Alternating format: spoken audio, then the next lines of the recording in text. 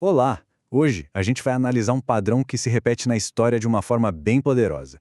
A ideia não é comparar socialismo e nazismo pelo que eles diziam querer alcançar, sabe? Mas sim pelos métodos, pela cartilha que eles seguiram para chegar e se manter no poder. A gente vai tentar entender como ideologias que prometem um paraíso na Terra, de novo e de novo, acabam levando à ruína.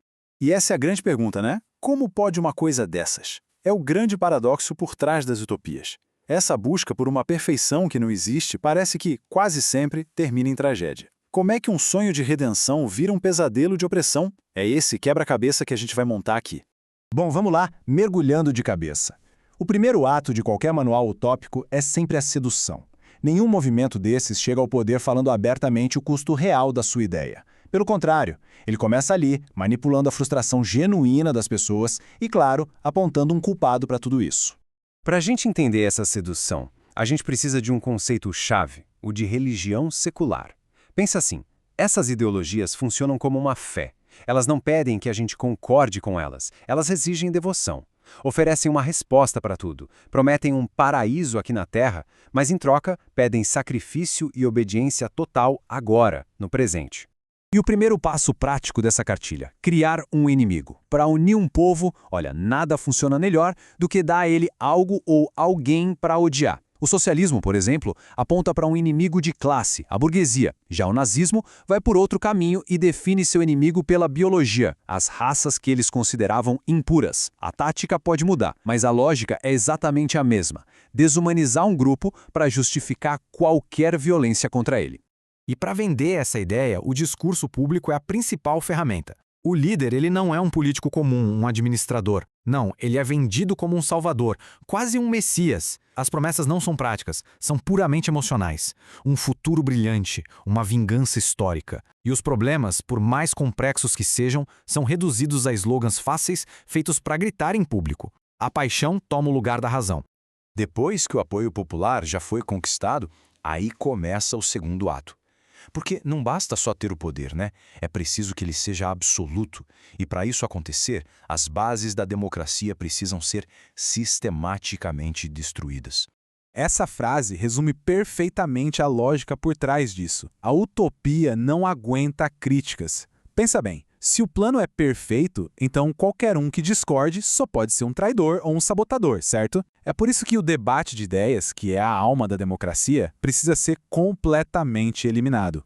E o processo é metódico, quase cirúrgico. Primeiro, vem o aparelhamento das instituições. Juízes e parlamentares deixam de ser independentes para servir à ideologia. Depois, a censura. A imprensa livre é calada e a propaganda do Estado vira a única verdade permitida. E por fim, o ataque final à autonomia de cada um, principalmente atacando a propriedade privada.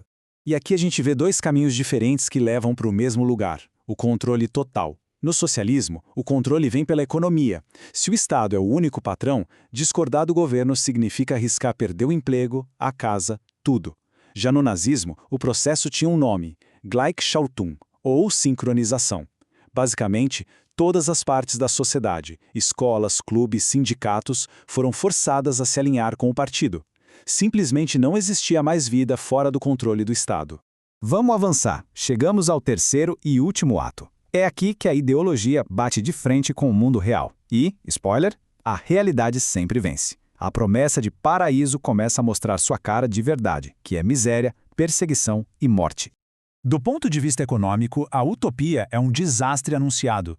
O socialismo, ao acabar com a propriedade privada e o lucro, ele destrói o sistema de preços, que funciona como cérebro da economia. O resultado? Escassez e fome. O nazismo, por sua vez, vivia de uma economia de guerra. Ela só funcionava à base de saquear os povos conquistados e confiscar os bens das minorias. Era uma bolha que, uma hora ou outra, ia estourar.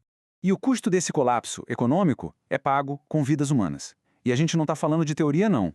O Holodomor, na Ucrânia, e o grande salto adiante na China são exemplos terríveis de milhões e milhões de pessoas que morreram de fome. Não por causa de uma seca ou de um desastre natural, mas como resultado direto das políticas de planejamento central. Da mesma forma, a utopia nazista, com sua ideia de pureza racial, teve a sua consequência mais lógica e monstruosa. O Holocausto não foi um acidente de percurso, um desvio no caminho.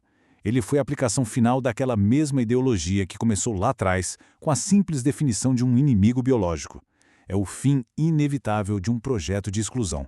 Então, depois da gente ter passado por esses 3 atos, o que a gente pode concluir disso tudo? Qual é a lição que esse ciclo de utopias deixa para a gente sobre poder, sobre liberdade e sobre a própria natureza humana? A lição central é essa aqui. O padrão se repete. Não importa se é em nome da justiça social ou da pureza da nação, o resultado final é assustadoramente parecido. A liberdade e a vida de cada indivíduo são sacrificadas em nome de uma ideia abstrata, de uma promessa de bem coletivo que, no fim das contas, nunca chega. E é aqui que está o contraste mais importante. A democracia funciona justamente porque não promete o paraíso. Ela parte do princípio de que a sociedade é imperfeita e que o poder precisa ser limitado para proteger as pessoas do próprio governo. Já a utopia, nessa busca fanática pela perfeição, acaba destruindo as mesmas pessoas que dizia querer salvar. E para a gente fechar, fica uma reflexão. A história nos ensina, acima de tudo, a desconfiar de salvadores da pátria e de soluções mágicas.